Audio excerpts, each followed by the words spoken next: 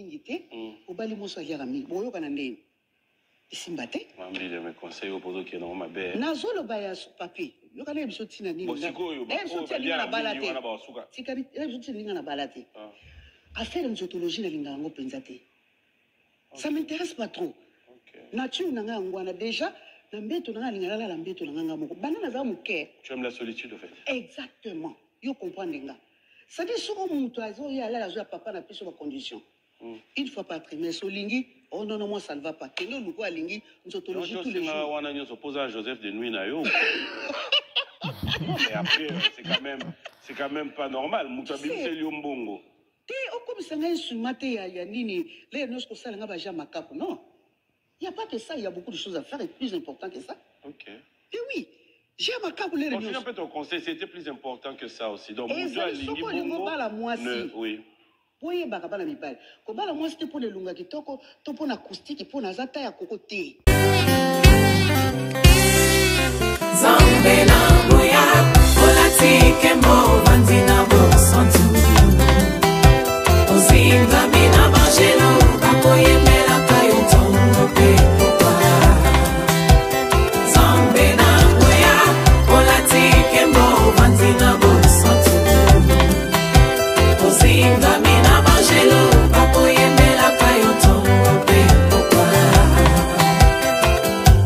MDG TV, une chaîne Wint pour la cause de Christ.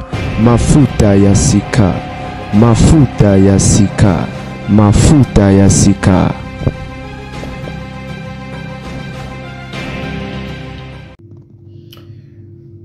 MDG TV Mafuta Yasika. Nous avons un papa dans le cadre de l'actualité. Bandeko Babolingo, Mikolobele, tout ça comme on a été. Bandeko Babolingo, Ngaïwa Bino, busy. Mais tout ça kara et tout ça même moins fort tout ce pays sabino alors et que zoni maman bel dossier libala alinga kobala te to pas linga kobala te libala te parce que ma solo en zootologie et pesamela yete batumsu balobi lokuta na ye azan zootologue monene. Et là, non, chance peut-être elle est là et zati. Bon, tout le banane par rapport à Badir Naye. Par rapport à Badir Naye, effectivement, ils avaient mon robe à réseau parce que ton souper de barreau non, comment, si. Et ça va te bêler, bande konanga, bae barati. Na bolingo nyonso e kontaka. Qu'est-ce que cela veut dire? Bon, mon temps to linganaka, moi sina mobali. To se limitaka kaka na aza bizalil malamu, asa maboko pete, asa kitoko. Eza ba mamsusu oyo to négligeaka, oyo ezara grave pe sérieux et eza moko ya ba cause ya ba divorce belelelo. To lo bela likambo ya nzotologie. Par exemple, il avait la lobby. Ce qui a l'ingane libala teza parce qu'à l'ingane membre de zootologie et l'ambetu nae à l'ingane ola la mutute à l'ingane za imo za la laisse à la imoko. Bon à tout temps chose avec Joseph de nuit parce que na logique quand même mutu comment rolinga ola la rayomoko doit appeler dans des armes normalité sur le peut-être que non en zootologie trop te oui ça se comprend mais bon tout ce lo moko na moko na bande koloba. Et ça m'a oublié ton négligence mais ça grave. Et bateau balandarangai babanda la nanga kala. Puis balandanga des presse surtout na TikTok pour se rappeler. Tant on a lobé la rassurer ba mamboya ba mabala. Ba raison il y a divorce lelo na lobé la likamboya. Lelo on a lobé la trop. Incompatibilité sexuelle. Ben, compatibilité est belée entre moi et Mobali.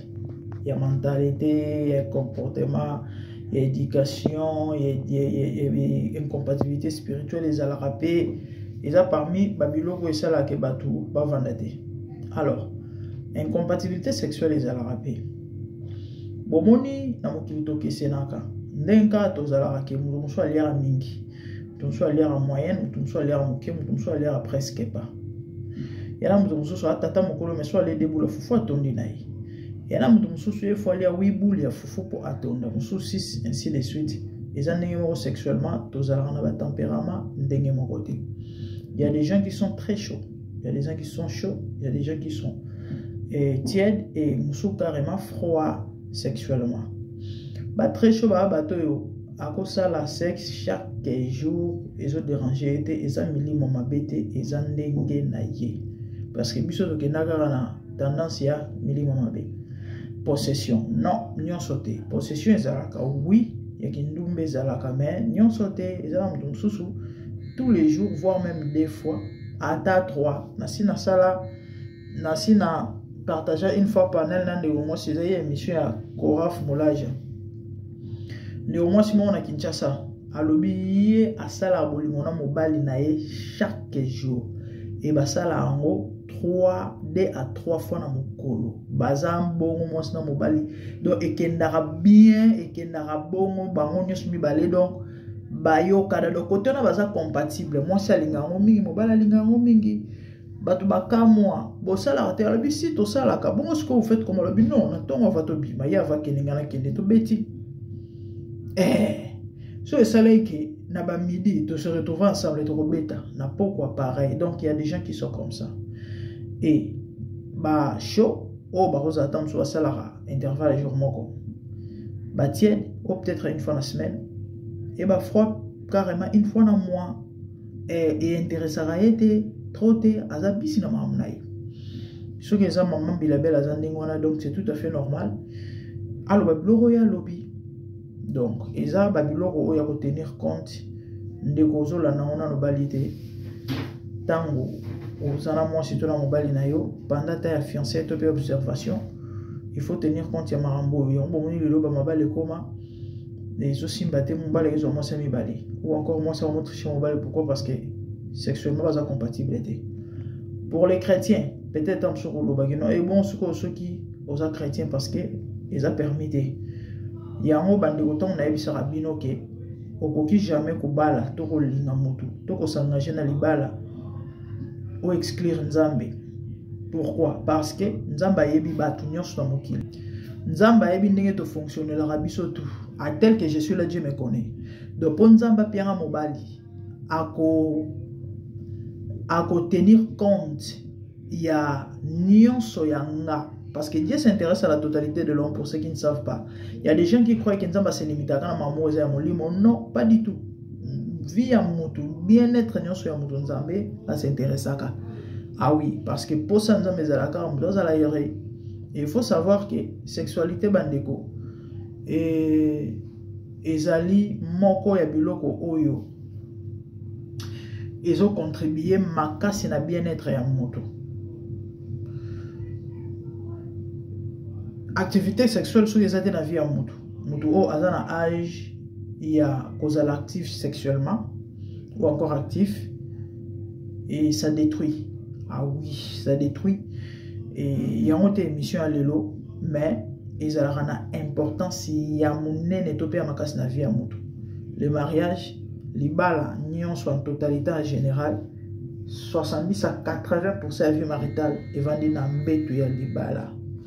Donc, les aspects qu'on néglige, yo mutu ozo kobonga matozo lingo bala. À part nan kota la bizaleli ya moi sina ya mobali, tenir compte yelo kona parce que risque ça que ceux qui sexuellement besoin compatible était moi sina mobali. Ou soit vous allez divorcer, ou soit batande sur ozala peut-être bo bandako ko se tromper. Moi ça va tromper, mobali va se tromper. Ah oui, parce que les lo moko ya ba raison ya ba tromperie na mabala ya liboso ezala kaka rendement sexuel ba raison monsieur ezali mais mingi za rendement sexuel vous serez d'accord avec moi. Donc vous tenir compte ya loko wana et puis ça va vous épargner de beaucoup de mauvaises choses soki bolingi bobala to bosa la choix ya partenariat. Donc wana ezali ka s'il fallait relobela moi moki sur aspect wana maman bilabela lobeli par rapport à Joseph de Nuit ou encore Marie de Nuit neto bengango Marie spirituelle. Bon, vous avez raison parce qu'il y a la logique. C'est vrai, les gens diront que nous, on va la tête, détrompez-vous. Nous avons quel moment pour mon balai. na règle nyonso ba cas exceptionnel les ana raté mais mutu on nzamba tinde na mokili po balate en tout cas bon dimelanga azana été peut-être Yesu a une mission qu'il fallait accomplir quand il y a une mission qui n'est pas exception ezali batolo ba Jean-Baptiste et autres bazali ba unique Bible benga bango ba unique bazana ba mission mo précis spécial et ba bato mingi na mokili ba umela na bango te mais sinon tout on nzamba kele na mokili il faut bala selon plan nzambe na volonté nzambe donc mutu so abali na été ba raison aux attentes sous comportement caractère na ye to ba raison spirituel to mais est-il que mutu tu faut bala donc et lo ko ne cause à la paix moko ya ba cause ba to belé ceux qui bazo souffrir na célibat eza parce que na butu azala na mari to femme de nuit de fois lo que la délivrance de ton côté na mozindo te mais to énumérer kaka to lobeli yango parce que elobami elo ya suka bat balobi mama ya level za ndumba bilo azo lobana za mambo lokuta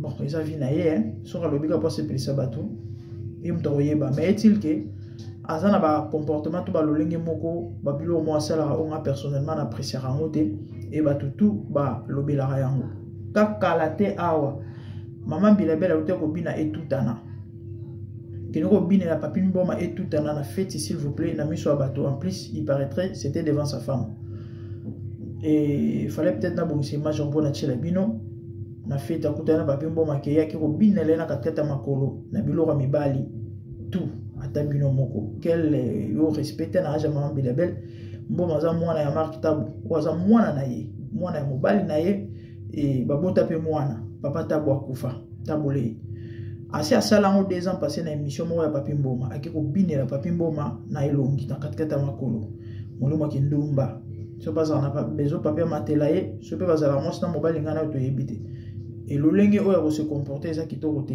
eza clair zo lakse ke no mo simo zo mutaba posa ebele siko tant azo lo bakeno alinga nzotologie te en fait bazo lo bakeno bato ba yebi ba lobi keno ezali lo kuta donc conseil personnellement je peux donner aux gens et cause à la star attention yembe la raso pe mokili so po yemba raso nini oui mais cela n'exclut pas les respects hein. Il y a des comportements affichés à Babylone au sein mais aussi des choses qu'on ne fait pas donc vraiment il faut toujours que ça n'a pas retenu n'a pas réserve belé en posant ba acte misusu tout pas en disant d'autres choses qu'on aurait été parce que maman bilabela amokolo Babylone misusu eza propreté za kitoko tata ko ki star so pe ki artiste celui qui chantait za bon pété bon té. Je crois que tu quand même pour l'obéla en gros, et puis voilà. Donc certainement, le message est passé et bonjour quand même quelque chose. Il y a Motouya dans l'émission Allélo. Donc n'hésitez pas de vous abonner. Moi c'est la grande dame. Activez la cloche pour ne rien rater. Bonjour la notification de temps à autre. Likez nos émissions et partagez. Tout le monde a une balassima de bonnes choses. Merci, au revoir. Bye. Isimbate mambi de mes conseils au podo qui est normal bé nazolo baya papi yo kana biso tina nini na balate sikari biso tina na balate affaire nzotologie na linga ngo penzate ça m'intéresse pas trop nature na ngwana déjà na mbeto na linga la mbeto na ngamo banana za muke tu aimes la solitude en fait exactement yo comprendre nga ça dit sur mutu azo ya la zo papa na piso ba condition une fois par trimestre olingi oh non non moi ça ne va pas kenge luko alingi nzotologie tous les jours wana nyo s'oppose à Joseph de nuit na yo et après c'est quand même pas normal mutabi c'est liombongo te okomisa sumate ya nini les nos ko sala nga ba jama kapo non il y a pas que ça il y a beaucoup de choses à faire et plus important que ça OK et oui j'ai ma kapo les nous en fait ton conseil c'était plus important que ça aussi donc mutu alingi bongo oui Boye bakabala mibali ko bala moi c'était pour les lunga kitoko to pour na acoustique pour na zata ya kokote pendant 1 an oye ba soka zali gourmandise soka za gourmandise yo za gourmandé boko kanate parce que yo za tam sous concentré donc gourmand faut que luka pe il faut luka gourmandise et ça boko papa na zo yebisa yo liso conseil na zo pesa yo conseil neti mutu akuta ene na mongo siko tam sous mongo ya kaza gourmandise ah oui eza bikolo to yebe bikolo na bikolo bangala ba swahili baluba batetela banali bato bandundu tout ça na levi na yebi bato bandundu yiba mutabandundu mbongo na yebe moi sinete boko boma na penza ba misusu mbongo atina liboso moi sisima eloko wana yango na ba mabala ebele zo umela te moi ça lingaka nzotologie mingi te yo tata nzotologie na bimela mela aukima yo et okufa dibale okufa. Alors si on revient dans ta réalité, c'était réalité na nganga système nzotologie na lingango pela mingi te. C'est ce qui a fait que na bala te pona bongo parce que les rolingo oswa osoko ko méditer banzembo zo na pongi ya so ya beshe mutu moi yo senda en fait ma bi papi tout le monde a fait pas chez ça dit soko bali yo.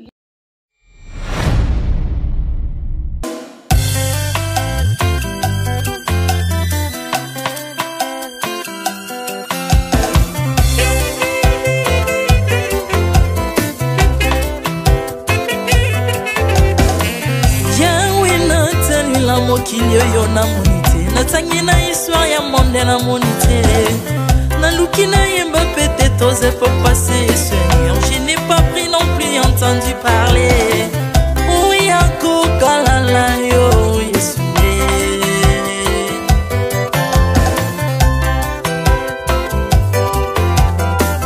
même na domaine ya sorcellerie nationale atana oyo ya international Pana yo kisangwa banzamba mokilo yo mokota kufa se kwa lokola yo Yesu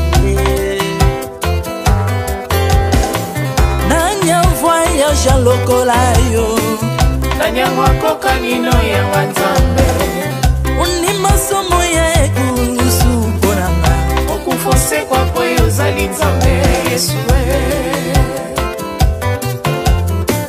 Zame moneno kitanase Tanzoto poyo bikisanga Ukitana se pozwe sikananga Ofuta nyongo na manzambe nanga Yesu Ozali zambe Onkote ya okani na yo Ozali zambo bongwani te Yesu, Yesu Ozali zambe Ukani na yo Uzali tambo bongwani te Yesu, Yesu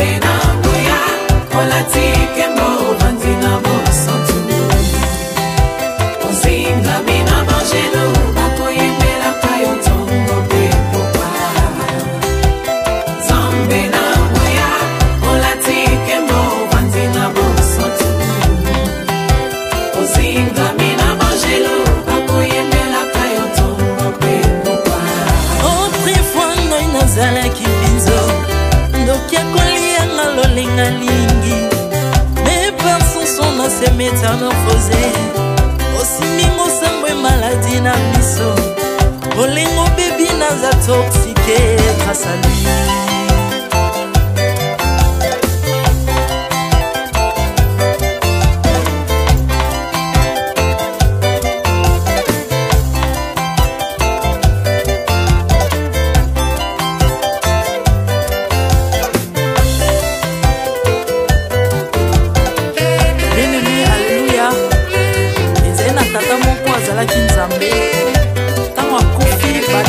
balobi ke non akosekwa konzamba bakristo pasi alors po bafacilite lisekwa na ye bakunda ye mutu libanda otanga kolamuka abimake limbala moko mais comme nzambe na biso alinga kokambola gloire na moto te lobi nango na ntongo baya kokuta bangulu basepelisa mutu ya nzambe na bango yango bien aimé bato wana bakoma oyo biso dolera ngulu te oyo milimo mobe ekotaka na ngulu so bino bolera ngulu te po milimo mabe kota na ngulu bomelaka mai te po milimo mabe kotaka na mai yango tokumisa nzambe po akufa asekwa avandi na loboko tata mpona konikasele mpo na nga na yo Jésus de Nazareth.